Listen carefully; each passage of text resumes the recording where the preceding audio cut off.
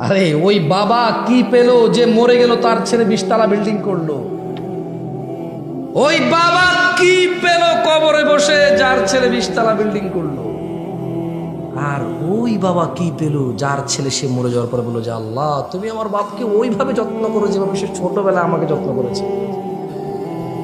বাবা হিসেবে সিদ্ধান্ত তোমাদের। তুমি মরে গেলে তোমার ছেলে একবার দেশের প্রধানমন্ত্রী হয়ে গেল, এতে তোমার কি কল্যাণ হলো? আর একজন মরে গেল, তার ছেলে শুধু বলল আল্লাহ আমার আব্বাকে ক্ষমা করে, সে কি পেল? সিদ্ধান্ত তোমার। তুমি কি মৃত্যুর পরে চাও তোমার ছেলে বলুক আল্লাহ আব্বাকে ক্ষমা করে?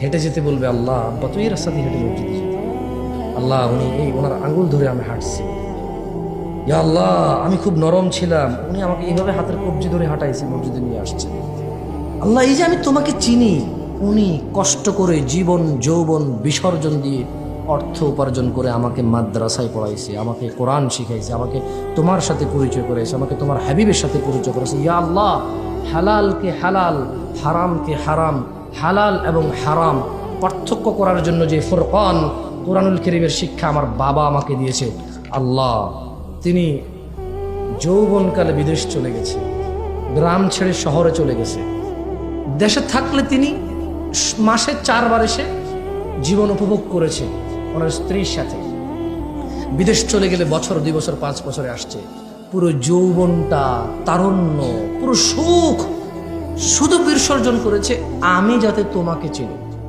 আর যাতে সে মরে গেলে আমি ওনার নাজাতের কারণ হতে পারি। আল্লাহ তুমি বাবাকে ক্ষমা করো, তিনি আমাকে তোমার সাথে পরিচয় করেছে। ইয়া আল্লাহ এই যে আমি তোমাকে ডাকি, উনি আমাকে এর জন্য অনেক সাপোর্ট করেছে, আল্লাহ তুমি বাবার উপর সন্তুষ্ট ক্ষমা করো। ওই বাবা হতে চান নাকি মরে গেলেন আর ছেলে মাশাআল্লাহ দুনিয়া কা মালিক বন গিয়া, বাদশাহ হয়ে যাবে? সিদ্ধান্ত আপনার, সিদ্ধান্ত আপনার। কি পড়াবেন না পড়াবেন সিদ্ধান্ত কার?